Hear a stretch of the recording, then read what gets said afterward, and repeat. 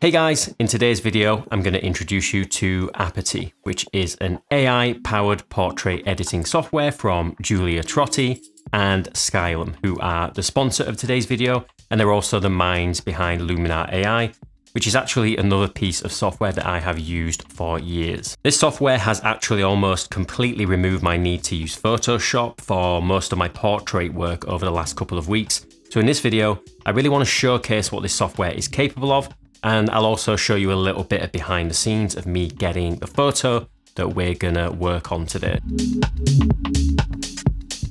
So the shot that we are gonna work on is a photo that I got on a recent professional shoot in this beautiful studio in Manchester in the UK, shooting with model Amelia. The setup for this shoot was pretty simple. I used one constant light along with this large 120cm softbox to give me some really nice soft light for these portraits. And my setup in terms of camera and lens was the Canon R5 Mark II, along with my favorite lens ever, the RF 50mm 1.2 prime.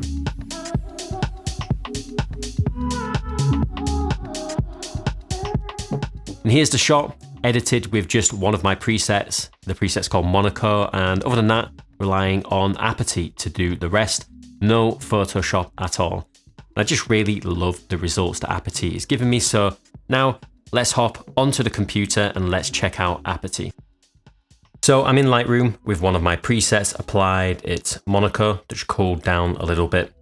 And I've done all of my basic adjustments. And at this stage, when it comes to spot removal with say the healing brush tool or frequency separation and dodge and burn, all of this is stuff that I would do in Photoshop.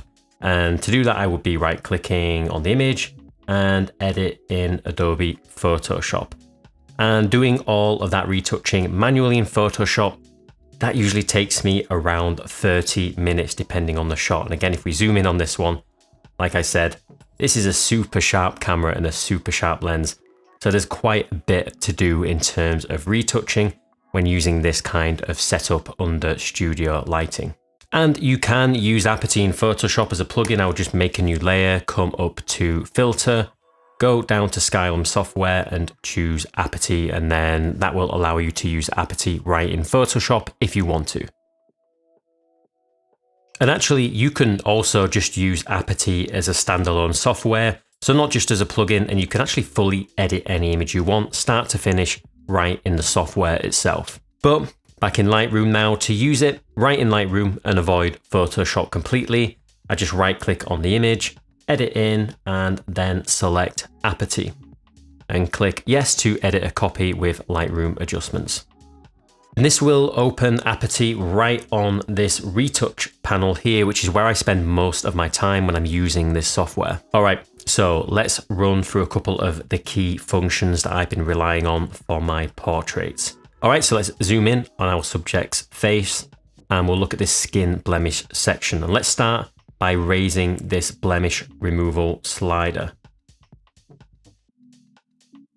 And this slider replaces the usual manual spot and blemish removal that I would have to do in Photoshop using the healing brush for. And if I raise this all the way to 100, you can see if I toggle it on and off, what an amazing job this does in terms of removing marks and blemishes from the skin. It retains all our skin texture, and again, this is something that would typically take me at least 10 minutes to do in Photoshop. I'm actually going to reduce this down to around 70 because I think this is where it looks the most natural, and you've also got this detail slide. If I raise this a little bit, it pushes a little bit more of that skin texture back into the skin. Again, what I want from software like this, every step of the way, I want it to be effective in terms of retouching. I want it to be clean, but at the same time, I want a natural result. And when it comes to retouching, Aperty really provides that.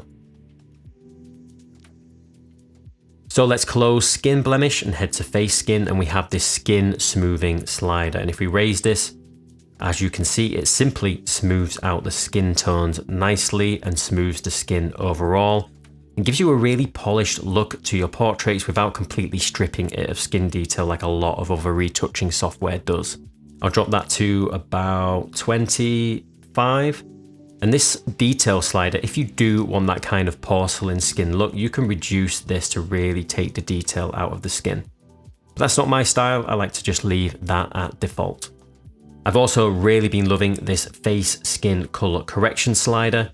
It also really evens out skin tones, but not only that, it removes any color cast from the skin, as you can see here as I push it to 100%. This really helps keep skin tones looking nice and natural. I'm going to drop this down to about 70%. If you toggle this on and off, you can see the huge difference we've made already to this portrait. The dark circles remover slider is super useful as well. As you can see, Amelia has very little need for this, but if we raise it, you can just see how it removes any darkening under the eyes really easily. We toggle this on and off. You can just see the difference that it's made. That might be too much. I want to make it a little bit more natural. You can really just dial this into your personal taste. About 30 probably looks right for me. And that just looks so good. You've got a face brighten slider, which does exactly as you think it does. It just pushes some luminance into the face, which is really good when you want to drive your viewers' attention to the face of your subject. But because this was an artificially lit portrait, there's not really much need for it, so I'm going to leave this at 0. But it's really useful. I like to use this tool when I shoot a backlit portrait. So in those cases, the face may be quite dark in the image. And again, we want to drive our viewers' attention to our subject, so using face brighten can really help in those situations. And this shine removal slider tool will remove any unwanted skin shine from your subject's face too, which is also really useful. So if we toggle Aperty on and off, again, you can see the crazy result that we've got already, and we've only just got started. Okay, let's move down to the eyes panel. And this is actually a function I've used from time to time in Luminar. You can completely replace your subject's iris here, and this allows you to completely change their eye color to blue or green or whatever you want. So I'll put it back to blue, and it's quite a strong effect. This iris visibility slider allows you to dial it down a little bit to make it a little bit more natural. So this can be a really fun, creative tool that you can play around with. And I really like that although I completely changed the model's iris, you can see that it's actually still kept the real catch light in the eye. So that is pretty smart. But I'm going to stick to the original iris. One thing that I love to use here is the iris flare tool. And again, I use this in Luminar all of the time on every single portrait that I edited. And it works the same here in Aperty, where if you raise it, it just adds a bit of light to the eyes and breathes a bit of life into dull eyes. Again, if you didn't quite get it right when you've got the shot. I usually dial this down to something subtle like 40%, just so it adds that little bit of extra pop of light to the eye. We've got other useful tools down here. We've got the redness removal tool, and you can even whiten the eyes if you need to. But a slider I love is this eye enhancement slider. Again, used in Luminar all of the time, and this just adds some clarity to the eye and a little bit of sharpness too. And it really enhances the details in the iris, and it looks really cool. Again, for me, you can go too far with all of these settings, so I always like to be subtle. I'm going to put this down to about 15%. Probably bring the iris flare down a little bit actually, to maybe 25%. There, I really like how that looks. Now let's move on to makeup, and this is a really cool section. On this part, you can add some blush to an image, kind of rosy up your model's cheeks, for example, if you want to. I don't use this a lot though, because I think the absolute game changer in this section is the contour and highlight section. I spent quite a while with the help of my wife learning about contouring in makeup, and this really helped my dodge and burn work in my portraits. And this is the first time that I've actually seen a software replace this for me. If I raise the contour slider and the highlight slider, you can see it adds contrast to the face in a really flattering and natural way. And this helps chisel out our model's cheeks and overall gives the face a more 3D look. Again, this is something that I would usually do through dodge and burn in Photoshop, but now Aperty can do it for me in seconds. Again, if we toggle that on and off, it just adds some really flattering contrast to the face of our model. You could probably go a little higher with the contour actually here. Whenever you're doing these adjustments, always zoom out and look at the full image and see what these adjustments are making and make sure that what you're doing is not too much. Yeah, I really like how that looks. So that's a big one because dodge and burn does make a big difference in portraits, and it can be a skill that can take years to learn, and Aperty gives you the same results in seconds. We've got other makeup tools here where you can say push color into your model's eyeliner. For example, this is pushing a little bit of pink into it. But another tool that I use on all of my portraits is the eyebrow enhancement. And what this does is it darkens our model's eyebrows a little bit and pushes a bit of sharpening and detail into them. And I always do this because darkening these eyebrows really helps add contrast to the face, but not only that, it also helps frame the face nicely. Again, don't go over the top with this, it will look silly. I tend to hover around 10 and 15 with this. I'll toggle it on and off and see what it looks like. Yeah, I think that works fine. I also really like the lip tool. You can saturate the model's lips and you can change the tone of them, make them more red, make them more pink, and you can darken them too. Again, just adds a little bit more contrast to the face. And these tools really help accentuate the lips quickly and easily. I'm going to leave these quite low because we went for kind of a nude lip intentionally in this shot. And finally, we have the ability to smooth out body skin. So if I zoom in a little bit, say 50%, just on the body, let's raise this. And you can see how much it smooths out the body skin. And this is really important. If you've retouched the face, you do not want to forget about the body.